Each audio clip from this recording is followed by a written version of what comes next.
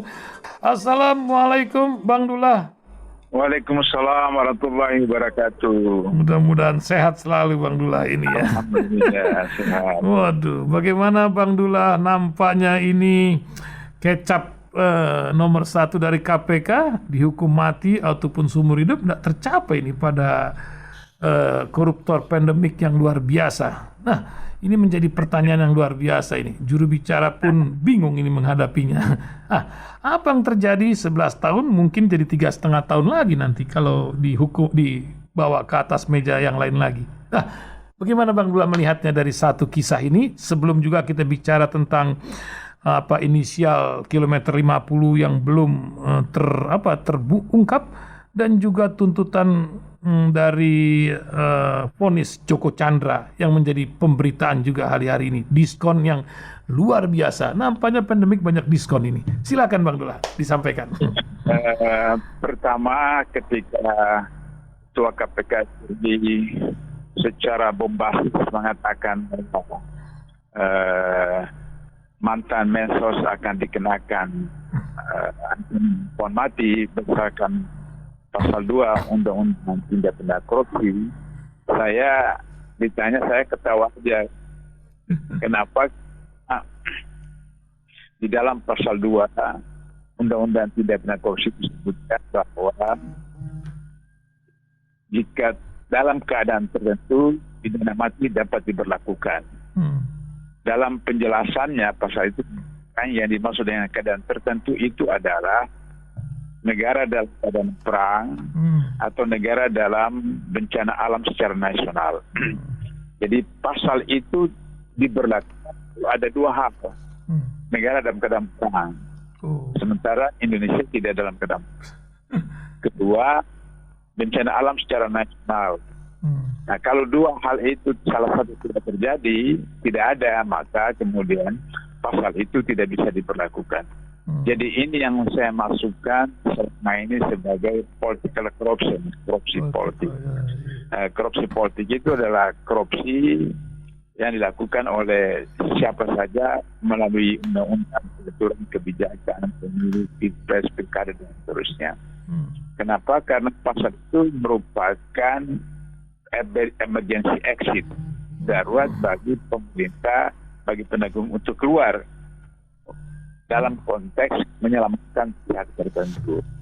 Nah, ada yang mengatakan kepada saya, kan dalam kondisi pandemi alam bisa digunakan pasal itu, nggak bisa.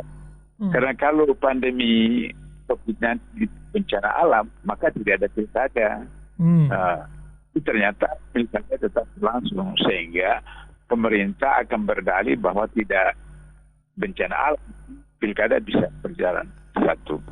Yang kedua, itu akan menjadi debatable karena di dalam undang-undang COVID-19 itu sudah dilakukan bagaimana persiapan-persiapan untuk terjadi perampokan secara legal, perampokan secara konstitusional.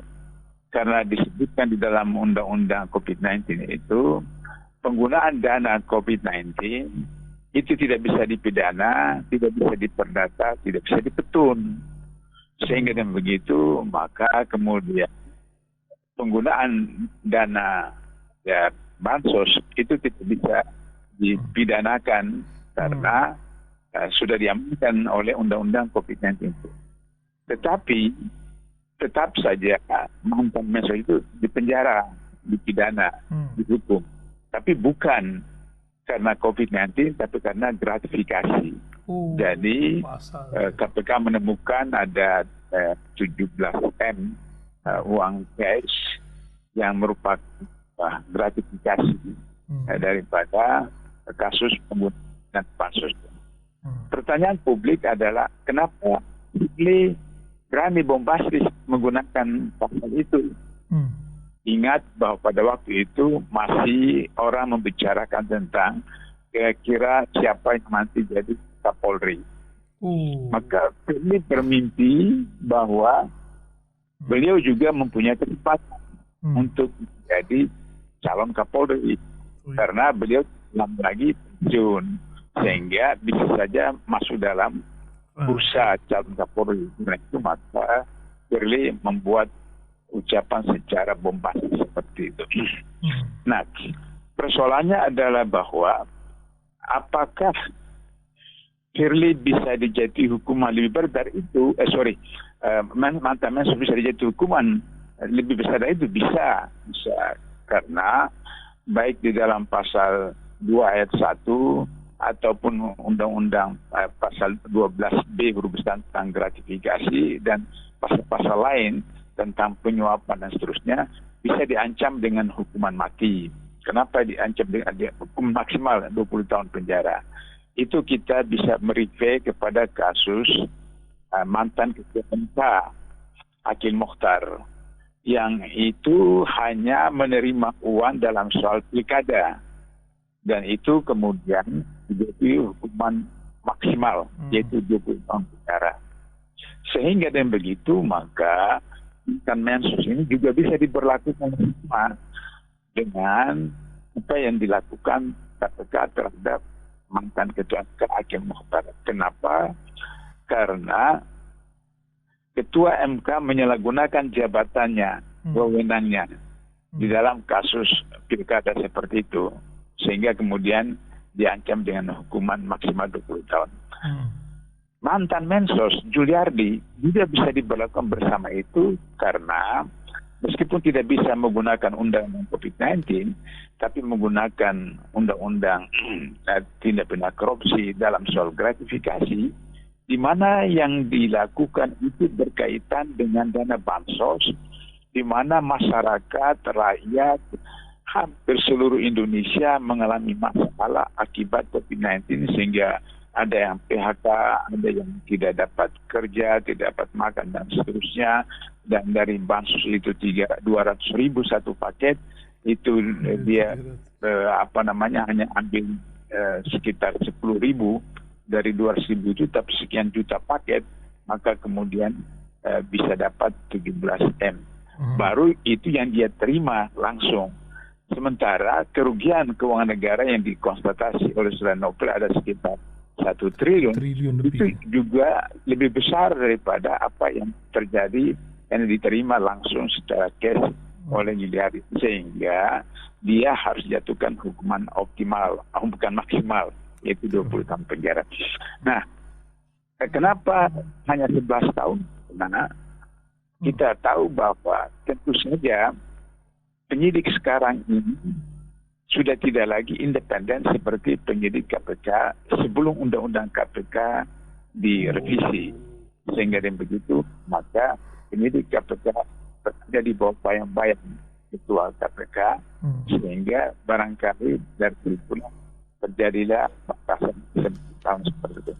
Yang jadi masalah adalah ketika kita merujuk kepada kasus Joko Chandra. Joko Chandra dan nanti ketika di Mahkamah Agung dipotong lagi hukuman dan seterusnya, maka ini sangat berbahaya sehingga dikhawatirkan dari 11 tahun penjara, tuntutan 11 tahun oleh jaksa, hakim memutuskan katakanlah misalnya 7 tahun, lantas kemudian nanti di Mahkamah Agung dipotong lagi ketika 5 tahun, dan ini berbahaya sekali. Nah, inilah yang dikhawatirkan tentang apa yang terjadi terhadap 7 orang, penyidik senior, dan pegawai KPK senior yang dipecat karena untuk memudahkan proses korupsi bisa merajalela dan koruptor bisa merajalela dengan itu tanggapan saya. Ya, menyangkut TWK juga Bang Dullah. Ini kan ombudsman sudah jelasnya. Tapi pengawas juga nampaknya menjadi masalah juga sejak wafatnya Pak Artijo Alkostar. Dunia hukum ini macam oleng gitu, diterpa angin, entah angin apa, jin dari mana gitu. Apa yang menyebabkan lembaga ombudsman ini macam macan ompong gitu, berteriak ke sana kemari, dan malah pengawasnya sendiri sekarang ikut diperiksa macam tersandra itu Ibu, apa yang satu itu. Bagaimana kisahnya, Bang? Ya, pertama perbedaan antara TWK, perbedaan antara Badan Pengawas KPK dengan Komite Etik pada waktu undang-undang KPK yang lama, yaitu tim pengawas ini ditunjuk langsung oleh Presiden. Sehingga dengan demikian maka tentu saja badan pengawas itu tidak bisa berani untuk mengambil keputusan yang bertentangan dengan Presiden atau koalisi Presiden. Sementara kasus-kasus yang terjadi ini melibatkan koalisi Presiden. Jika dengan begitu maka pengawas mandul seperti sekarang. Dan itu kita bisa lihat bahwa ketika Pak Artijo meninggal, itu tambah lagi mengimpotenkan badan pengawas sekarang. Bahkan satu fakta bahwa sekarang salah seorang anggota badan pengawas yang menggantikan almarhum itu juga diduga pelanggaran kode etik. Jadi bayangkan kalau dan pengawas juga melanggar kode etik, apa yang terjadi terhadap lembaga yang diawasi, yaitu eksekutif dari etik. Yang kedua, kalau komite etik dulu sebelum undang-undang di amandemen jadi undang-undang 30 2002, saya 3 kali menjadi anggota komite etik atas pelanggaran kode etik oleh pimpinan KPK. Pertama kali tahun 2005-2006 saya sebagai koordinator komite etik. Yang kedua kasus Chandra M. Hamzah, ketua KPK, pimpinan KPK, saya ketua komite etik. Dan yang ketiga kasus pelanggaran Abraham Samad, di mana waktu itu Baswedan sebagai ketua dan saya anggota. Dan itu mempunyai sikap, pendapat, dan independensi murni. Kenapa? Karena komite etik ini dipilih oleh komisioner dan penasihat KPK. Yang komisioner waktu itu independen, nasihat independen, sehingga kemudian komite etik itu independen. Dan kemudian menjatuhi hukuman tanpa ada campuran sedangkan badan pengawas KPK sekarang ditunjuk oleh Presiden. Itulah perbedaannya, sehingga wajar kalau misalnya sekarang itu KPK sudah berada dalam proses pemandulan yang dilakukan secara sistematik oleh perubahan undang-undang KPK yang sekarang. Itu Mas soal itu ya. Nah, terakhir Ustaz, sebelum kita masuk ke integritas ya. Ini sedang beredar pula ini sekarang orang bertanya selain Hang Heng-hong antara HRS sama pendiri PAN tentang korban kilometer 50. Sampai sejauh mana, sampai nama pun tersangka itu para penegak hukum tidak bisa memperoleh, hanya inisial saja. Apakah ini buying time atau mencari sebuah solusi barter atau bagaimana kisahnya kira-kira, Bang Dullah? Ya, jadi kasus pembunuhan FPI itu yang mengalami gonjang-ganjing penanganan dari tahun 2020 sampai sekarang sudah hampir tahun ini, itu menunjukkan tentang kesalahan atau tidak benarnya Pak Mahfud MD yang mengatakan bahwa kasus pembunuhan 16 KP ini bukan pelanggaran HAM berat. Yang kedua juga merupakan satu fakta bahwa kasus pembunuhan 16 KP itu adalah kegiatan atau peristiwa yang melibatkan institusi. Jadi tidak benar kalau misalnya ada yang mengatakan bahwa pembunuhan 16 KRP itu tidak terlibat institusi, baik institusi Polri, institusi TNI maupun institusi yang lain.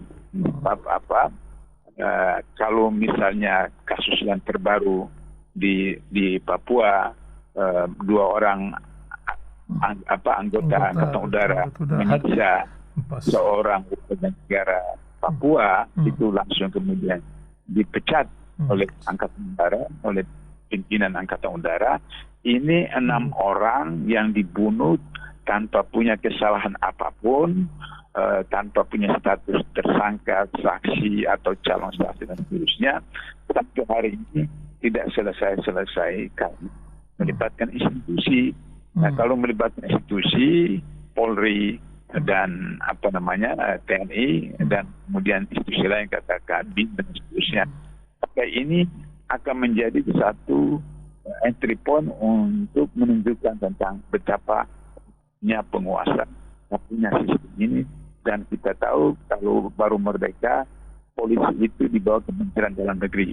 Tapi sekarang menurut Undang-Undang Polisi Republik Indonesia, Presiden merupakan atasan langsung dari polisi atau polisi merupakan bawahan dari Presiden. Berarti kesalahan yang dilakukan oleh Polri itu merupakan tanggung jawab dari Presiden.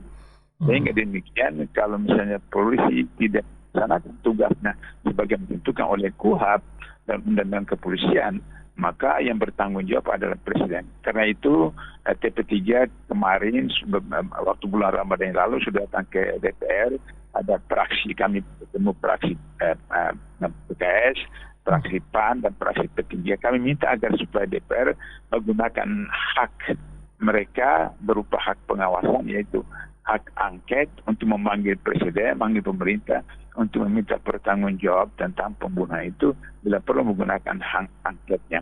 Tapi karena DPR sekarang itu juga sudah berada pada koalisi Jokowi, koalisi Presiden, kecuali PKS sendiri, maka tentu saja PKS sendiri tidak bisa berbuat banyak untuk kemudian mendapatkan kesepakatan dari beberapa praksi-praksi yang lain untuk memanggil Presiden atau memanggil pemerintah dalam menggunakan hak mereka, yaitu hak bertanya atau hak angket sekalipun.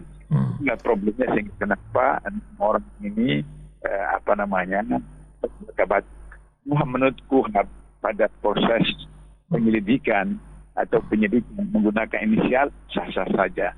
Tetapi persoalannya kenapa sudah hampir setahun belum jelas persoalan sampai sementara HRS kemudian hanya kasus langsung kemudian ditangkap, langsung diproses, diadili kemudian dipenjarakan, atau kasus-kasus misalnya Habib Bahar yang 3 tahun lalu 4 tahun di Bogor yang dituduh mengenai 2 pemuda, langsung kemudian ditangkap, diproses, diadili hukuman dan seterusnya. Jadi perbedaan perlakuan yang tidak sama terhadap hukum, di mana pedang itu tajam ke bawah, tumpul ke atas. Ini merupakan bukti tentang kegagalan Presiden Jokowi dan kegagalan institusi penegak hukum, khususnya polisi, dan yang menyedihkan adalah KPK juga turut terseret di dalam proses penegakan hukum secara fair.